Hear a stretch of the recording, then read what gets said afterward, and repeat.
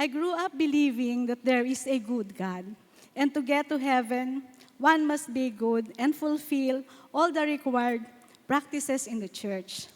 I thought I was going to heaven because I am a good person and obedient.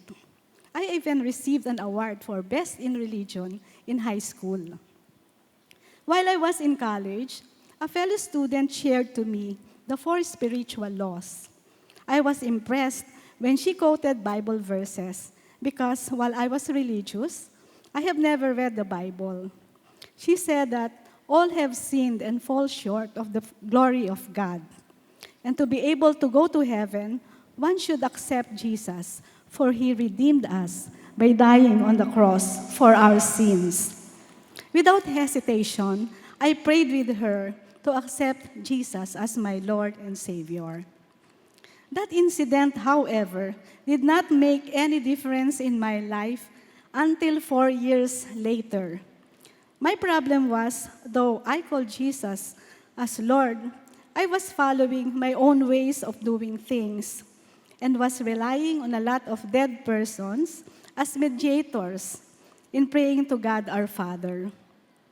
I also got involved in campus activism and almost joined the underground group promoting rebellion against the government.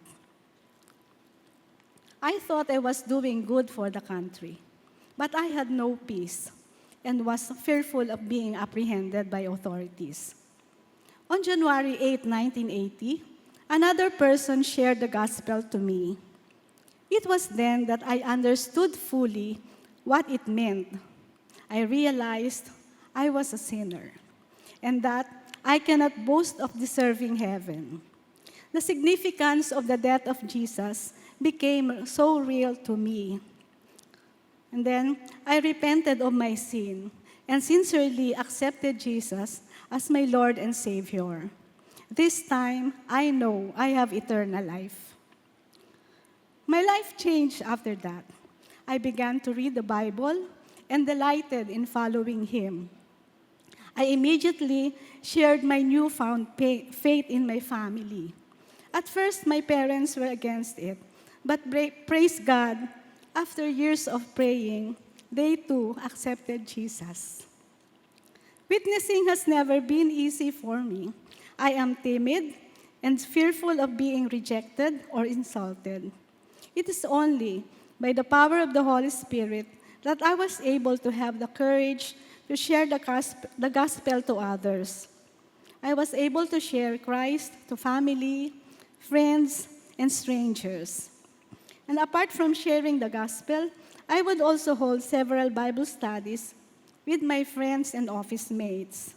In my mind, I am an underperformer, considering I have been a Christian for quite a while already. Then in 2016, I have experienced challenges one after the other. Both of my parents died because of illness. I then was diagnosed to have chronic kidney disease on its fifth or end stage, requiring me to undergo dialysis 3 times a week.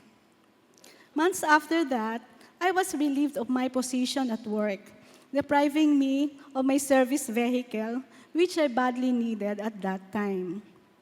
But despite all of that, my faith did not waver. My family and I experienced God's faithfulness. In my difficulties, I became more eager to share my faith to others, especially to my co-patients in the hospital. As I shared the pain and difficulty of having a failed kidney, I know that anytime, any of us may die. In my experience, 3 of my 5 co-patients in the private room where I was assigned already passed away.